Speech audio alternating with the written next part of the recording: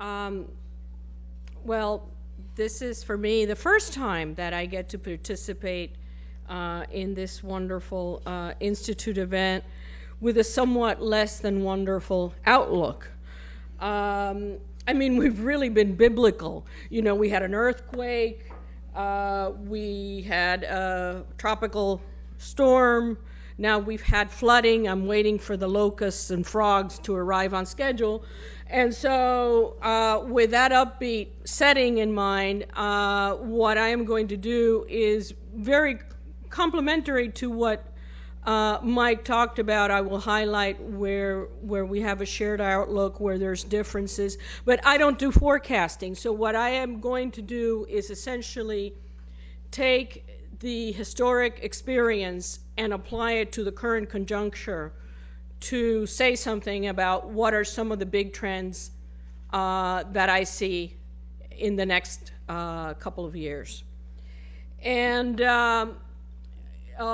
the presentation draws on the work that Fred mentioned earlier, forthcoming short book here at the Institute with my co-author Ken Rogoff, the work that I've done with Vincent Reinhart for the Jackson Hole Conference last year, and some recent work on financial repression with Jacob Kierkegaard here at the Institute, and my student from Maryland, Belen Sprancia. So the two big themes, advanced economies, emerging markets, I'm going to link all these outlook building blocks with a theme of debt.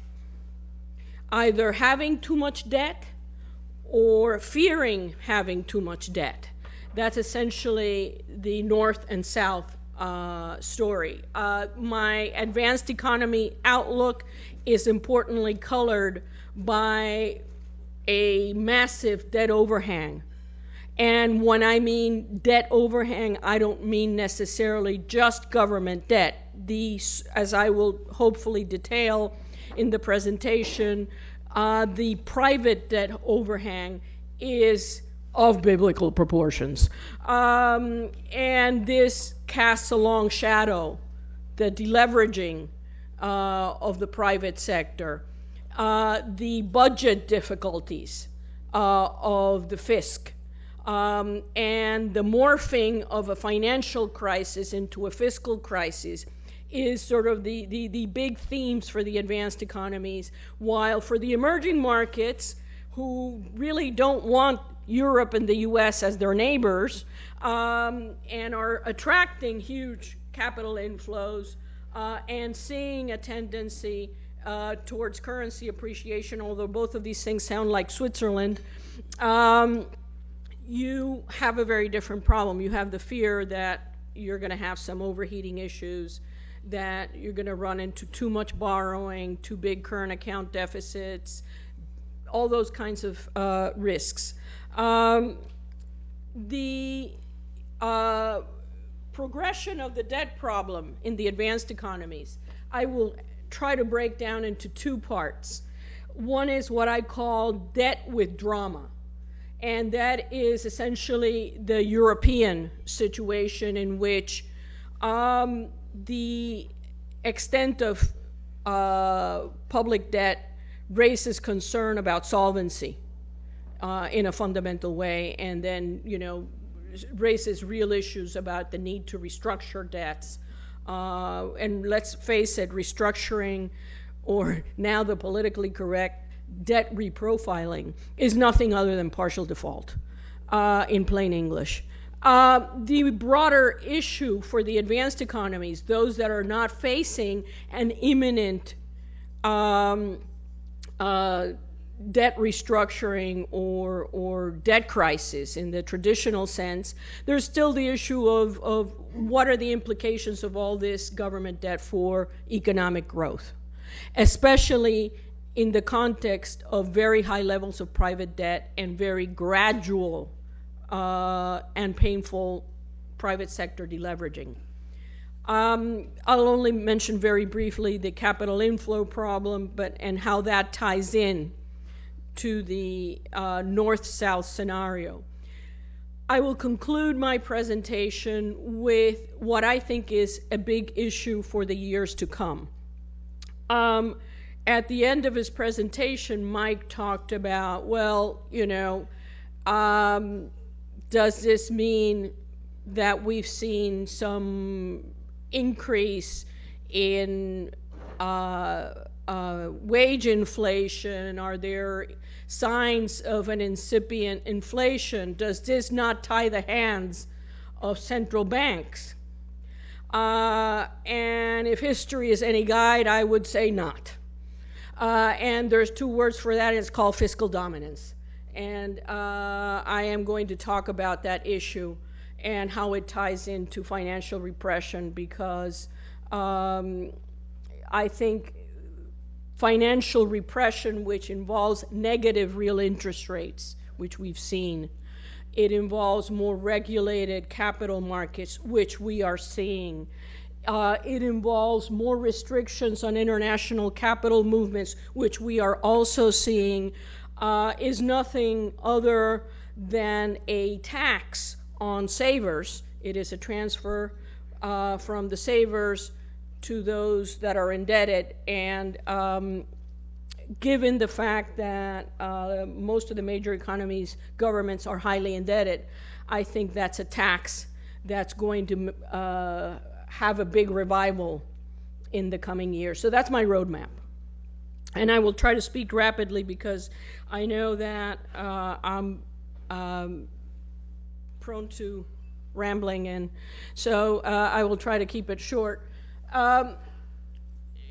Just in terms of the profile by way of background to this crisis, and I'm not giving a history lesson or going back to the causes of the crisis. I'm only mentioning those things which are, in my view, essential to understand where we're going next, was the issue of the huge buildup in private debts in the run-up to the 2007-2008 crisis. And what this bar chart here shows, this is very, very external debts, which is, very public and private external debts, but importantly, private debts. When we had the asset price boom, not just in the U.S., the housing bubble was not a unique U.S. phenomenon. You had big asset price surges in Spain. You had big price surges in the U.K., Ireland and Iceland being off the charts, and so on. But the big run-up to this crisis, the bar chart on the right, is the big buildup, the stock of public and private external debt in the advanced economies are really, and I'm very cognizant that this time is different. It's a very dangerous phrase, but I think this time is a little bigger. If not different, the magnitude is bigger. And importantly, the bar chart on the left shows that the advanced economies were leveraging up. And one of the reasons that emerging markets were so resilient during this crisis was that, in effect, emerging markets were doing quite the opposite, and we saw a considerable amount of deleveraging in emerging markets. So when the storm hits in the fall of 2008, they were not as weak as in other periods where they had large current account deficits and had built up a large stock of external debt. The U.S. buildup in total public and private debt is nothing less than off the charts. I hope what this chart does is it splices together the historical statistics of the United States from 1916 to 1945, and then takes the Federal Reserve's flow of funds statistics through the first quarter of this year. And the extent of deleveraging that you see there in the tail end, the deleveraging that begins sometime in 2008, is still, in the aggregate, a blip. And a lot of that deleveraging has happened in the very painful, disorderly context of foreclosures. So legacy of financial crisis, Ken and I suggested that it's in 2008. These are protracted affairs.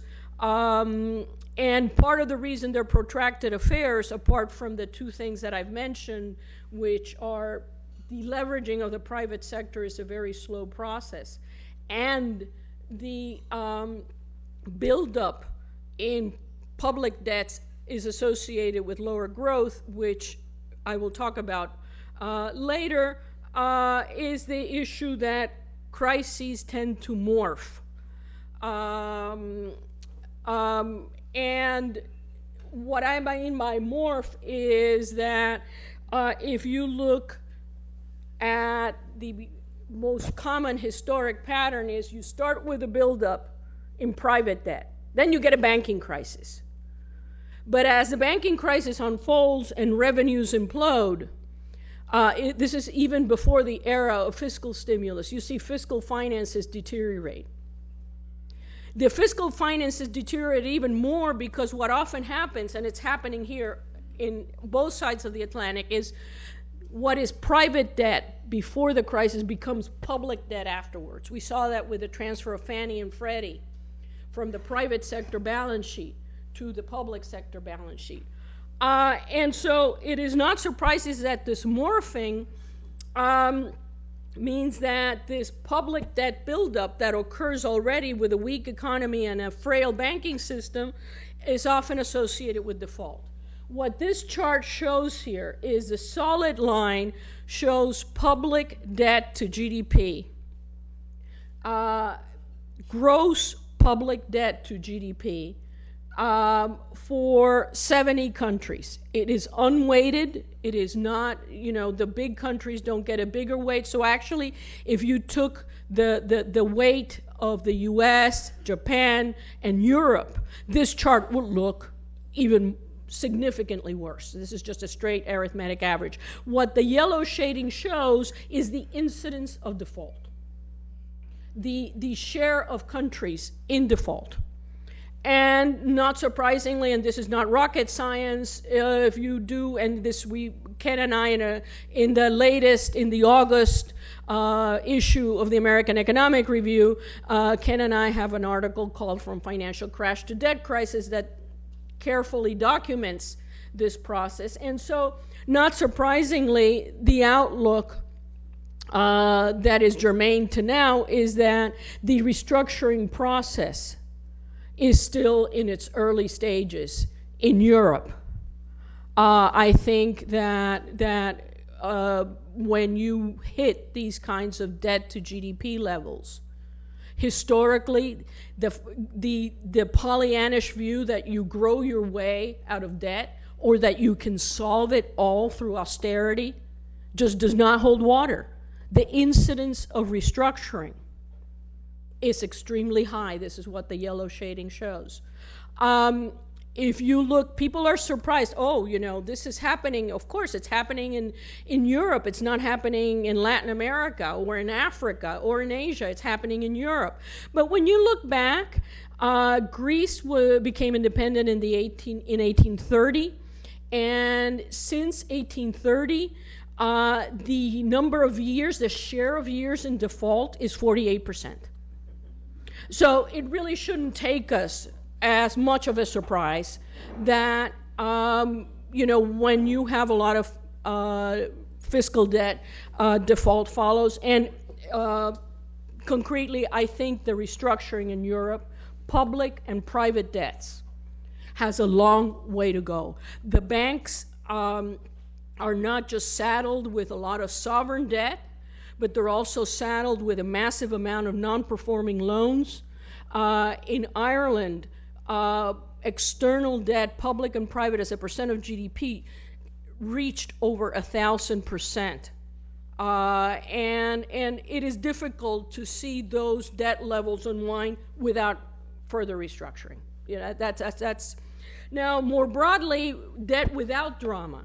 So suppose you don't have a restructuring around the corner. Let's say the case of the US. We don't have a restructuring around the corner. But what about debt and growth? This has been a subject of very heated debate. Ken and I did a simple exercise, and we clearly described it as such, where we took all the data that we have from the 1800s to the present. We did this for 44 countries and divided it up into 4 buckets. Debt of 0 to 30, 30 to 90, 60 to 90, and 90. 90 is not a magic number.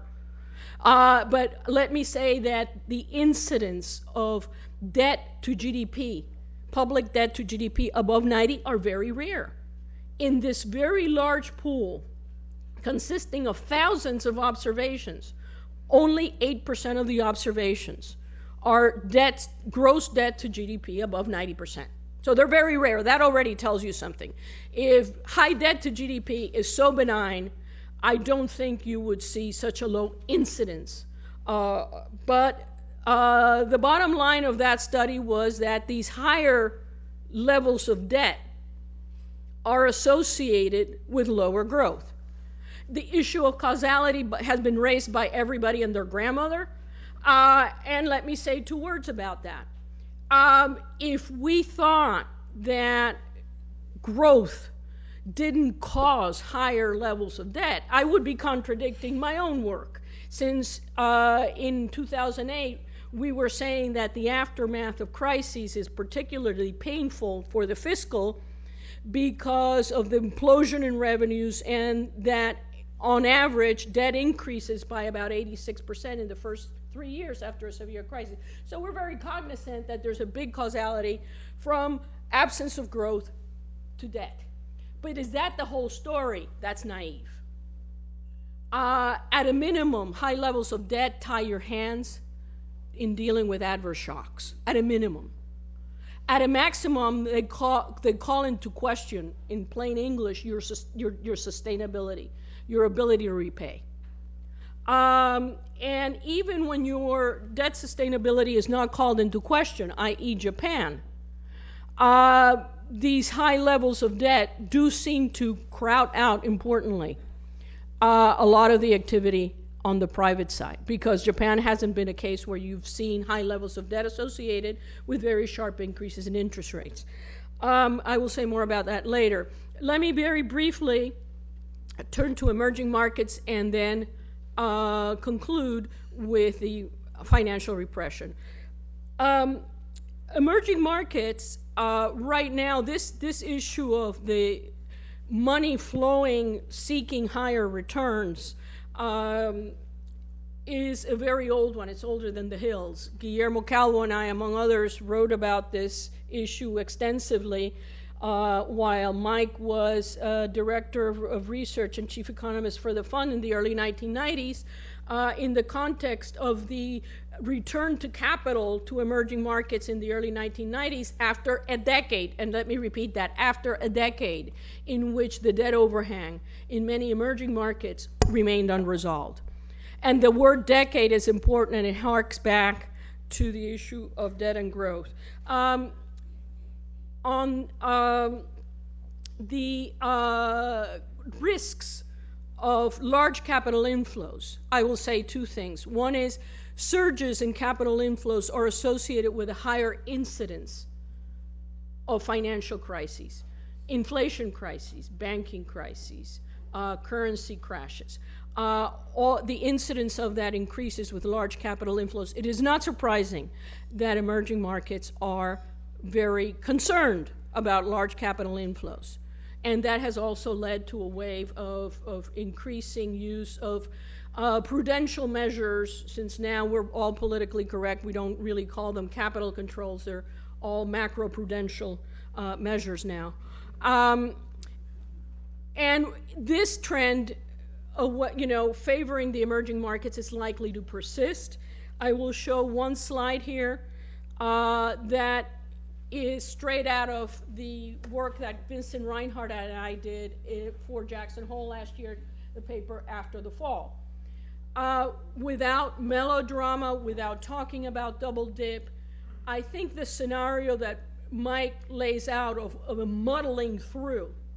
That muddling through scenario, even absent double dips, has been one that in the decade, I'm not talking about the 1 year, 2 year, 3 years after a severe financial crisis, in the decade after the severe financial crisis, unemployment rates remain high, and they remain particularly high for the advanced economies. Actually, emerging markets do better in that regard. This frequency distribution, the blue line is the frequency distribution of unemployment rates 10 years before the financial crises for 5 big post-World War II crises in the advanced economies. The red line is the frequency distribution of unemployment rates in the decade after the financial crisis. Let me say that when one aggregates not just the advanced economies crises, but another 10 big emerging market crises, the picture is one that is quite sobering.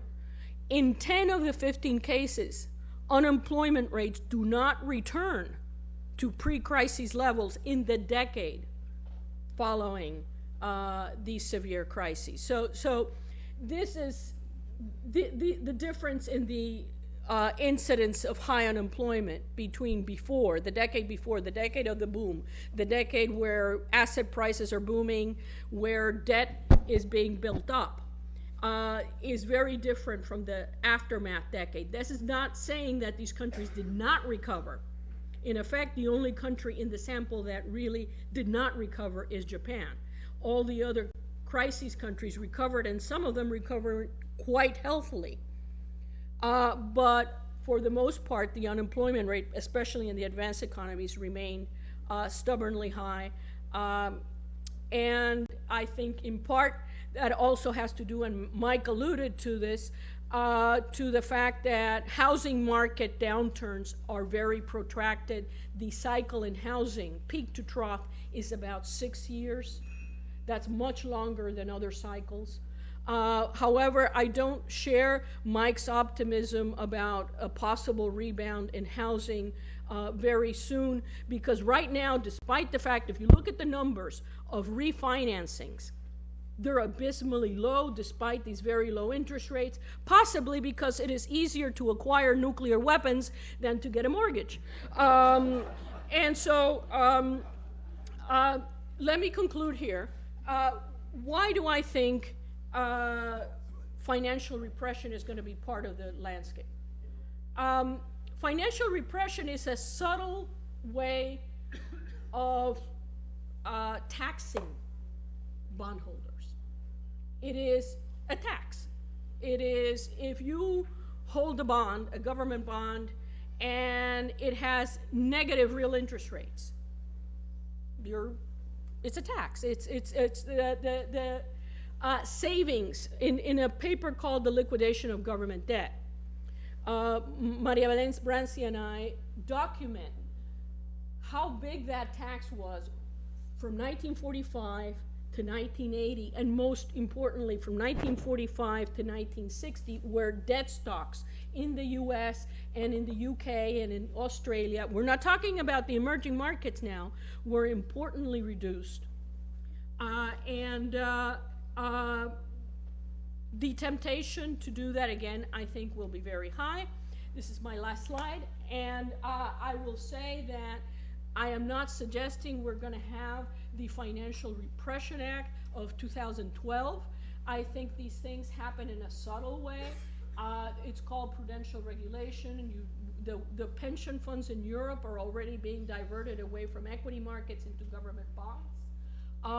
The banks in Greece and Ireland, in the UK, are holding increasing shares of their assets in government debt. You have to wonder how much of that is voluntary, because in the cases of Portugal and Greece, for example, these are not in marketable interest rates. So financial repression is a subtle type of debt restructuring, and let me end my presentation there saying that there is no easy way out of debt buildup. It really is unfortunately a lot like dieting.